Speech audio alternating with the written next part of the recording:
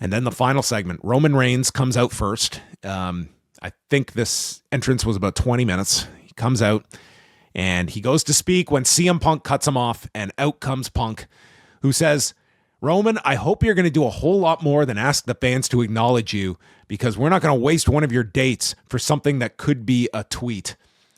And Roman, he will never refer to this man as Punk.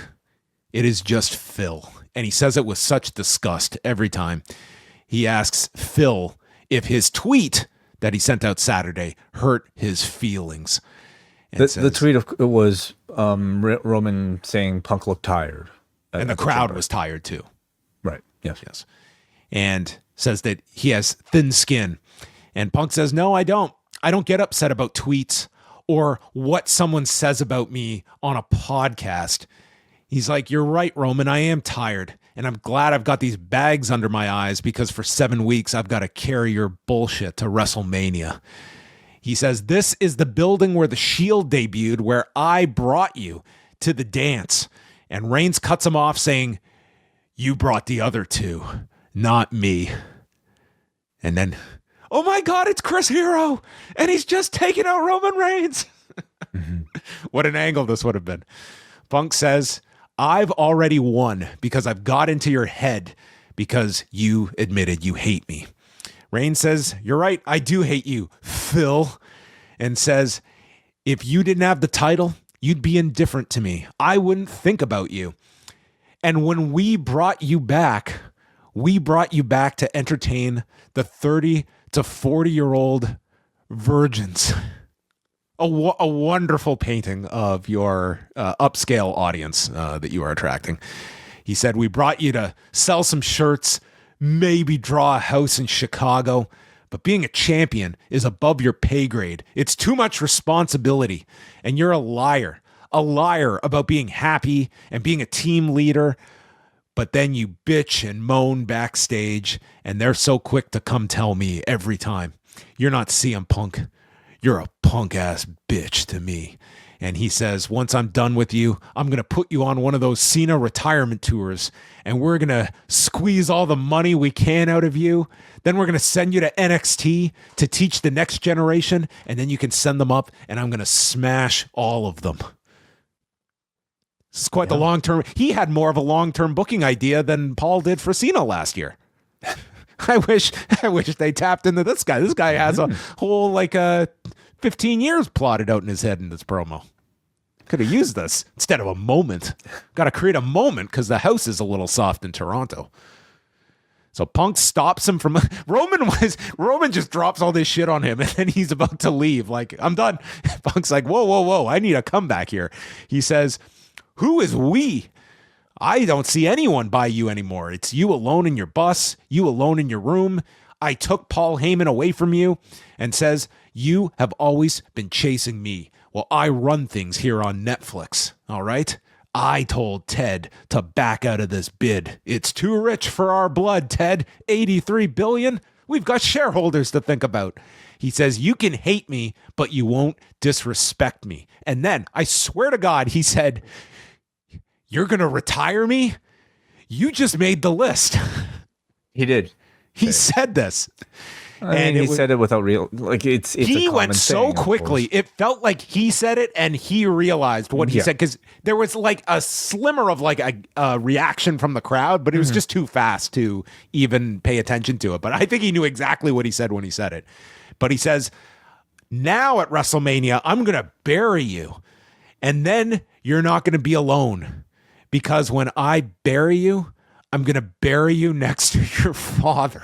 I was like, Jesus Christ, we just went there, didn't we? So, yes, this will be CM Punk taking on Roman Reigns in the spirit of Sika at WrestleMania.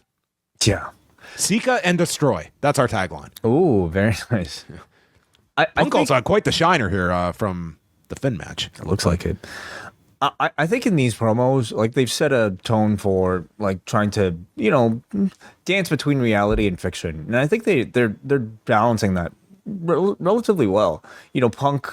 They didn't go into any of the we're the A show and like some of the stuff that really to me was kind of counterproductive for the last one, but that was a really effective promo segment overall. The fact that they haven't really continued with any of that beyond week one, like maybe tells you that that was just maybe poorly thought out, and maybe, you know, just happened to confuse people when maybe that was never the intent, you know, to try to tell. I think it was very clear about that. Like here in this promo, like they did not like even the term bury him. It's like nothing here was like we're going to be so cute and talk about like inside stuff that some of these promos they can just veer towards and they go against the actual story. And I didn't feel there was some inside stuff here, like for instance, you know, referencing Punk not choosing Reigns as part of the Shield, which was detailed in the Cole Cabana podcast, right? But nothing I mean that is like breaking the foundation of like this being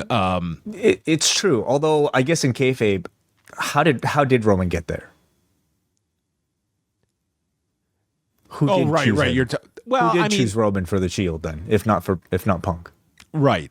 So it's like the company inserted Roman Reigns into there. Well, the company picked the members of the Shield. What? This sort of like renegade group that CM Punk hired. You know, like that doesn't, but whatever, who cares? Like, it's one of those things where, like, if you think about it too hard, it kind of defeats the purpose. But it doesn't completely break. Yeah, I don't think that line's a big deal at all. You also had Roman, you know, saying they brought Punk in to appeal to a demo and draw the house. And of course, this draws reference back to what he said in their first interaction, where they had to okay CM Punk coming in. Even that, I feel like I can buy in a kayfabe sense, in the way that like a boxing champion may have some sway in who is on the undercard, right? So that all's well and good. I think they're straddling the line. Roman, while you were at home milking up all your vacation dates, I was fighting Big Data plus Panel. Oh my. But I will say, you come back after the Dash study. that would be next level. That would be better served for USA Network, I guess. Drew and Cody can adopt that one. That's right. I will say though, the final line, which is like the line everybody will be talking about coming out of the promo, I understand the need to get this like really big heat line, okay? Really getting personal, and I think it'll pay off in that. I mean, you're already getting Reigns probably more offended that anybody has ever offended him, you know, during this Tribal Chief character. But I will say it did feel relatively out of place for CM Punk's character to say something like that. Because you're supposed to, I think, feel like it's a total asshole line, to the degree that like for the Roman character too, to just stand there and take this one, like this guy. Well, he's not going to stand there. He's not going to take it for much longer. Like he's there in shock, basically, that somebody would disrespect him this way. So, but the story is though that Punk is trying to get under this guy's skin so that he does crack. Like that was outlined in the promo. Like when you said you hated me, I've already got you. So like that's part of this, is that this guy is just trying to make this guy break. Yeah, that is very fair. You're going to that direction here by going for such a low hanging fruit type of line at the end here. And I think that's sort of what he's drawing him into. And I think like in the lead up, like again, we're 7 weeks out, I think they will go to that place where Roman does like get physical, and by the end of it, like he gets in Punk's head. Like there's a lot of ways you can go toward this that doesn't fully rely on referencing a podcast from 12 years ago. No, because Roman can talk about Punk's dog. Oh, Jesus way. Yeah. What? That's worse than Stika? Yeah, I guess. Yeah. Well, you know, it's the WrestleMania main event. It's all references are fair game, I guess.